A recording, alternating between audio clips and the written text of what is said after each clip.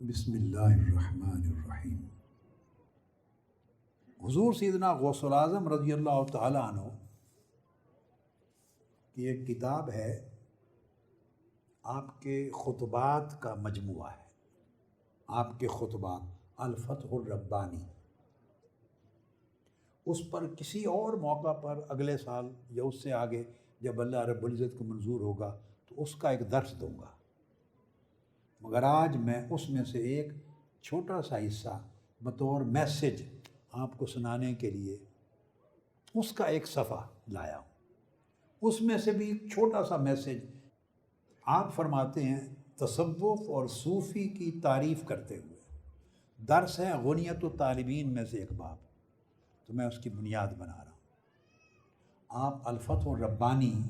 جو آپ کے خطبات اور مواعظ حسنہ کا مجموعہ ہے، اس میں ارشاد فرماتے ہیں تصوف اور صوفی کی تعریف کرتے ہوئے آپ فرماتے ہیں کہ سچا صوفی الصوفی جو صادق فی تصوف ہی، جو اپنے تصوف میں سچا صوفی ہے، وہ شخص ہے جو اپنے مولا کے ہر غیر سے، اور غیر سے مراد ہے ہر وہ چیز جو دل کو اللہ سے دور کر دے، ہر وہ چیز بولیے جو دل کو اللہ سے دور کر دے، جو اللہ کی یاد بھلا دے، جو اللہ کی یاد میں بندے کو غافل کر دے، جو اللہ سے دور کر دے، ہر وہ چیز جو اللہ سے دور کر دے وہ غیر ہے، اور ہر وہ چیز جو اللہ کے قریب کر دے وہ اللہ کی غیر نہیں ہے۔ غیر کی ایک خاص تعریف ہے، ایک تو تعریف اعتقادی اور کلامی نوعیت کی ہے، عین اور غیر کا فرق، کہ اللہ کی ذات کے سوا کائنات کی ہر شے اللہ کی غیر ہے، یہ کلامی گفتگو ہے جو متکلمین کرتے ہیں، سمجھ گیا نا بات کو۔ مگر صوفیاء کے ہاں روحانی زبان میں غیر ہونا اور غیر نہ ہونا فرق یہ ہے کہ ہر وہ چیز جو آپ کے دل کو اللہ سے دور کر دے اور آپ کے دل میں اللہ کی یاد کو کمزور کر دے اس کو غیر کہتے ہیں، اور ہر وہ چیز اور وہ مجلس اور اللہ کا ہر وہ بندہ اور ہر وہ عمل اور ہر وہ فعل، ہر وہ کام، خواہ کام ہے خواہ کوئی بندہ ہے، جو آپ کے دل کو اللہ کے قریب کر دے، جس کے ذریعے آپ کے دل میں اللہ کی یاد مضبوط ہو جائے اور اللہ کی طرف آپ کا جھکاؤ اور رغبت بڑھ جائے، وہ اللہ کی غیر نہیں ہے۔ یہ ہے غیر اور غیر نہ ہونے کا فرق۔ جب لوگ مناظرانہ مجادلانہ زندگی میں ہوتے ہیں وہ اور معنوں میں چلتے ہیں، سمجھ گیا نا بات۔ حضور سیدنا غوث العظم شیخ عبد القادر جیلانی رضی اللہ تعالیٰ عنہ نے فرمایا سچا صوفی وہ ہے اپنے تصوف میں کہ جو اللہ کے ہر غیر سے دل کو صاف کر دے، یعنی کوئی ایسی چیز اپنے دل میں نہ رہنے دے جو اللہ کی یاد کو کمزور کر دے اور اللہ سے دور کر دے۔ اب آپ سمجھتے آئیں گے اور خود اپلائی کرتے چلے جائیں گے کہ ہماری مجالس محافل، خواہ وہ میلاد پاک ہے یا 11ویں شریف ہے یا اولیاء و صالحین کے عرس ہیں یا ان کی محفلیں ہیں یا ان کے ذکر کی مجلسیں ہیں، جو چاہیں عنوان دے دیں، مگر اس کا لب لباب اور نچوڑ یہ ہے یہ کہ ساری مجالس کا اور محافل کا اور کاوشوں کا اور جمع ہونے کا، اجتماع کا حاصل اور حصول یہ ہونا چاہیے کہ آپ کے دل اللہ کے قریب ہو جائے، اور وہ جو دوری اللہ سے پیدا ہو گئی تھی، خواہ نفس کی وجہ سے، خواہ دنیا کے اثرات کی وجہ سے، خواہ شیطانی اثرات کی وجہ سے، خواہ ہوا و ہوس کی وجہ سے، خواہ بیوی بچوں اور مال و دولت اور روزگار کمانے کی مصروفیات کی وجہ سے، حرص و لالچ کی وجہ سے، تکبر کی وجہ سے، کسی بھی سبب سے جو دل اللہ سے دور ہو گیا تھا جو دل اللہ سے دور ہو گیا تھا، وہ مجلس، وہ صحبت، وہ زیارت اور وہ ملاقات خیر پر مبنی ہے جو کچھ نہ کچھ حد تک آپ کے دل کو پھر اللہ کے قریب کر دے، اور آپ فیل کریں اللہ کی یاد۔ ایک موقع پر آپ نے صحابہ کرام سے پوچھا کہ تمہیں یہ نہ بتا دوں کہ اچھے جلساء کون ہیں،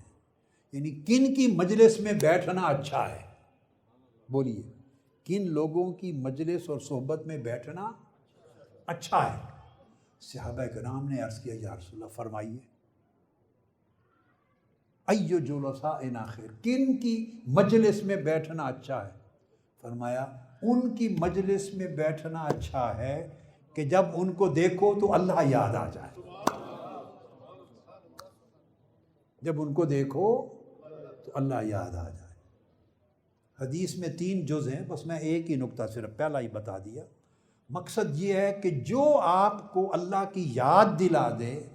اور دل کو اللہ کے قریب کر دے، وہی مجلس اچھی ہے، وہی صحبت اچھی ہے، وہی سنگت اچھی ہے۔ اور جو آپ کے دل کو اللہ کے قریب نہیں کرتی اور آپ کے دل میں اللہ کی یاد کو مزید طاقت نہیں دیتی، اس کی جو روشنی اور حرارت ہے اللہ کی یاد کی اور اللہ کی محبت کی، اس حرارت میں اضافہ نہیں کرتی، تو اس صحبت کا نہ آخرت میں فائدہ نہ یہاں فائدہ۔ باقی دنیاوی کام کاج کے لیے جائز ہے، مگر چاہیں کہ اس سے دین کو تقویت ملے، فائدہ نہیں۔ تو حضور سیدنا غوث الاعظم رضی اللہ تعالیٰ عنہ نے فرمایا کہ سچا وہ ہے جو اپنے دل سے غیر کو نکال دے، اور غیر کو نکال دینے کا مطلب ہے وہ جو فاصلہ زیادہ ہو گیا تھا اس کے دل میں اور اس کے مولا میں، وہ جتنا بھی ممکن ہو اس فاصلے کو کم کر دے، اللہ کی یاد کا غلبہ دل پر زیادہ ہو جائے۔ ایک آگے جن کلمات کی وجہ سے میں نے یہ پیراگراف چنا، آگے وہ آ رہا ہے، اور آپ فرماتے ہیں وَهَذَا شَيْءٌ لَا يَجِيءُ بِتَغْيِيرِ الْخِرَقِ، فرمایا یہ وہ چیز ہے کہ لباس، جبے، کبے، امامے، وضع قطع، خرقے، ان کے بدلنے اور لباس کو مختلف طریقے کے پہننے سے یہ چیزیں حاصل نہیں ہوتی۔ ہمارا سارا فوکس ان چیزوں پر ہے، بولیے ہے یا نہیں؟ ہم لباس کو دیکھ کر اس کے دل کے حال کو سمجھنے کی کوشش کرتے ہیں کہ یہ اللہ کے کتنے قریب ہے، یہ کتنا بڑا عالم ہے، اس کے لباس سے وضع کرتے، اس کی وضع قطع کو دیکھ کر تعین کرتے۔ کیوں؟ ہم رسموں میں پڑ گئے اور حقیقتوں سے دور ہو گئے۔ سمجھ آئی ہے بات؟ پھر آپ فرماتے ہیں وَتَصْفِيرِ الْوُجُوهِ، کچھ لوگ ظاہری ریاضت، محنت، عبادت، روزے رکھ کے اپنے چہروں کو زرد کر لیں گے،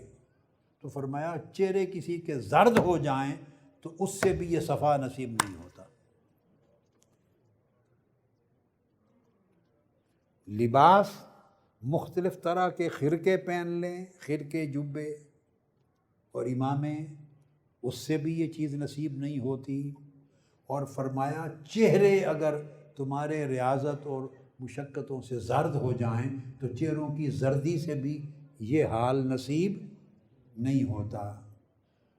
وَجَمْعِ الْأَكْتَافِ، اور کچھ لوگ اپنے اوپر ایک رکت اور خشیت کی کیفیت طاری کرتے ہیں اور کندھوں کو اس طرح آپس میں اکٹھا کرتے ہیں جیسے اللہ کا بڑا خوف اس پہ آ گیا ہے، بڑی اللہ کی خشیت ہے یہ بندہ، اس کے دل میں اللہ کی بڑی کی خشیت کے اثرات ہیں۔ فرمایا کندھے ہلانے، آگے پیچھے کرنے سے بھی صفائے قلب نصیب نہیں ہوتی۔ یہ حضور سیدنا غوث الاعظم شیخ عبد القادر جیلانی رضی اللہ تعالیٰ عنہ کے الفاظ سنا رہا ہوں۔ اور فرمایا وَلَقْلَقَتِ اللِّسَانِ بِحِکایاتِ الصالحین، فرمایا بہت سے لوگ اولیاء اور صالحین کے واقعات اور ان کی حکایات کو یاد کر لیں گے اور یاد کر کے زبان چلانے کے بڑے ماہر ہوں گے۔ فرمایا اولیاء اور اللہ والوں کی حکایتیں بیان کرنے میں زبان کے چلانے سے بھی کوئی صفائے قلب نہیں ہوتی۔ لقلقۃ اللسان کا، بڑی زبان چلانے سے لوگ بڑی بڑی باتیں ازبر کر لیتے ہیں، اولیاء کے کلمات یاد کر لیتے ہیں، صوفیاء کی زبان جملے یاد کر لیتے ہیں، ایسے جملے جس سے سننے والے کو رقت پیدا ہو، ایسے جملے اور کلمات جس سے ایسی خشیت ظاہر ہو، اس کو لقلقۃ اللسان کا، زبان بڑی چلاتے ہیں۔ فرمایا زبان چلانے سے حال نہیں بدلتے۔ اس کے بعد فرمایا وَتَحْرِيكِ الْأَصَابِعِ بِالتَّسْبِيحِ وَالتَّحْلِيلِ، اور فرمایا یہاں تک کثرت کے ساتھ ورد وظیفے کرنے اور تسبیح تعلیل میں انگلیاں چلانے سے بھی یہ صفائے قلب نصیب نہیں ہوتی، کہ بندے بڑے ورد کرے، وظیفے کرے اور ایسے انگلیاں بہت چلائے اور تسبیحاں دانے من کے پھینکے چلائے۔ فرمایا نہ لقلقۃ اللسان سے صفائے قلب نصیب ہوتا ہے، نہ تحریک الاصابع بالتسبیح والتحلیل سے نصیب ہوتا ہے۔ کیوں؟ یہ فرمایا اگر روح نہ ہو تو یہ سب دکھاوے کی چیزیں ہیں، اگر روح نہ ہو تو سب، یعنی آپ سب کچھ کیے جا رہے ہیں اور دل آپ کا دنیا پرست ہے، دل کی آنکھیں مال پر لگی ہیں، دل کی آنکھیں دنیا پہ لگی ہیں، دل کی آنکھیں شہرت پہ جمی ہوئی ہیں، دل کی آنکھیں لوگوں میں مقبول ہونے پہ جمی ہیں، دل کی آنکھوں میں ساری رعونت تکبر خود پسندی ہے، دل کا حال تباہ ہے، اوپر سے ساری کیفیات اپنے اوپر طاری کر رکھی ہیں۔ فرمایا ایسی کیفیتیں طاری کرنے سے صفائے قلب نصیب نہیں ہوتا۔ یہ پوری نفی فرما دی، نفی فرما کے اب فرمایا حاصل کیسے ہوتا ہے صفائے قلب؟ فرمایا انما یجیء بالصدق فی طلب الحق، یہ جو دل کی صفا ہے، صفائی دل کی، وہ ان تمام چیزوں میں، یہ رسمیں ہر مذہب میں آپ کو ملیں گی، مسلمانوں میں بھی ملیں گی،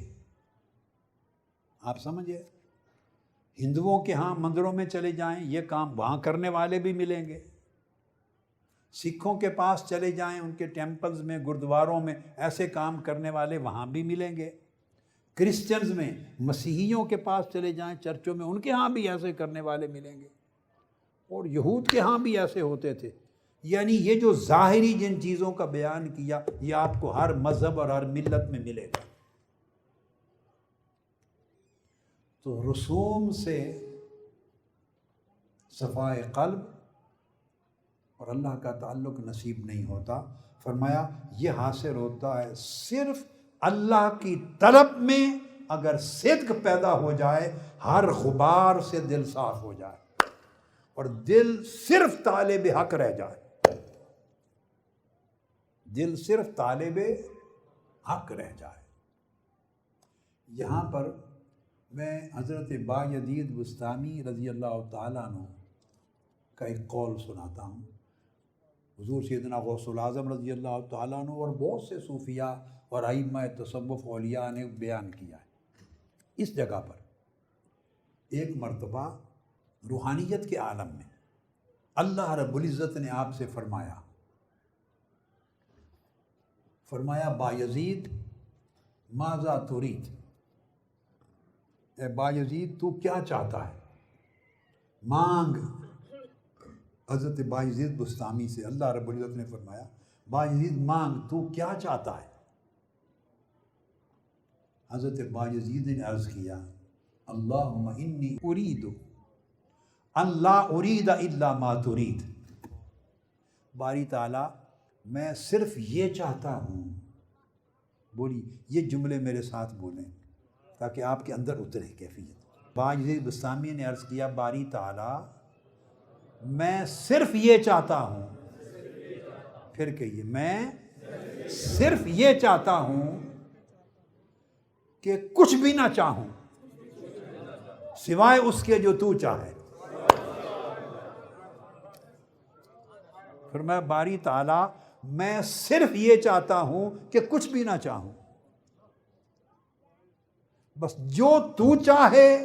وہی چاہوں، تیرے چاہنے کے سوا کچھ بھی نہ چاہوں۔ جب طلب حق میں صدق ایسا پیدا کرنے پر آپ محنت کرتے ہیں، فوکس کرتے ہیں، ایفرٹ کرتے ہیں، تو آپ ہیں صحیح صوفیہ اور اولیاء کی راہ پہ چل پڑے۔ باقی آپ کو تسبیح، وظائف، تسبیح، ذکر، اذکار، اگر یہ نہیں لک لکا لسان، زبان، چرب زبانی، اردو میں اس کو چرب زبانی کہتے ہیں، باقی ساری چیزیں چیپٹر کلوز ہیں، وہ سب دکھلاوا ہے، وہ گاہک بنانے ہیں، کیا دکان چلانی ہے، کاروبار بنانا ہے، مال کمانا ہے، دھندا ہے، سب دھندا ہے۔ اس میں نہ کوئی تصوف ہے، نہ روحانیت ہے، نہ پیری ہے، نہ فقیری ہے، نہ للہیت ہے، نہ صفائے قلب ہے، کچھ نہیں۔ یہ حضور سیدنا غوث الاعظم رضی اللہ تعالیٰ عنہ نے اس پیراگراف میں خلاصہ نچوڑ دے دیا ہے سارا۔ اگر یہ کلمات میرے ہوتے تو شاید سننے والا یا سننے والے کئی بہت غصے میں آ جاتے، اور کئی لوگ بڑے حیران رہ جاتے کہ یہ کیا کہہ دیا۔ اس لیے میں نے اپنی گفتگو پہلے کر دی، اس کے بعد یہ جو کلمات ہیں سخت ہیں یا نرم ہیں، یہ حضور سیدنا غوث الاعظم شیخ عبد القادر جیلانی رضی اللہ تعالیٰ، جو کل اولیاء کے امام اور سردار اور سلطان ہیں، ان سے بڑی جگہ تصوف اور معرفت اور ولایت کے حاصل کرنے اور سمجھنے کی کوئی نہیں ہے۔ اور پھر فرماتے ہیں وَالزُّہْدِ فِی الدُّنْیَا، دنیا سے بے رغبت ہونے سے صفائے قلب ملتا ہے، وَإِخْرَاجِ الْخَلْقِ مِنَ الْقَلْبِ، اور دل سے مخلوق کو نکال دینے سے صفائے قلب ہوتی ہے۔ یعنی خالق سے ایسا تعلق ہو کہ دل سے مخلوق کو نکال دیں، دل سے مخلوق کو نکال دیں۔ کسی نے آپ سے پوچھا ایک اور مقام پر حضور سیدنا غوث الاعظم رضی اللہ تعالیٰ عنہ کہ اس دنیا کو کیا کریں، ہم اللہ کو چاہتے ہیں، اللہ سے ملیں، مگر دنیا کو کیا کریں؟ آپ نے فرمایا دنیا کو دل سے نکال کے ہاتھ میں رکھ لو، اللہ کی طرف چل پڑو۔ دل سے نکال دو، ہاتھ میں رکھ لو، یعنی ضروریات پوری کرو، مگر اس دنیا کو، دنیا کی رغبت کو، حرص کو، لالچ کو، طلب کو دل میں داخل نہ ہونے دو، دل کا دروازہ لاک کر دو، دنیا کو اندر نہ آنے دو، ہاتھ میں رکھو یعنی استعمال کرو۔ اور کسی اور مقام پر اور صوفیہ اور اولیاء نے کہا کہ دنیا کو سواری بناؤ، اپنے اوپر سوار نہ کرو،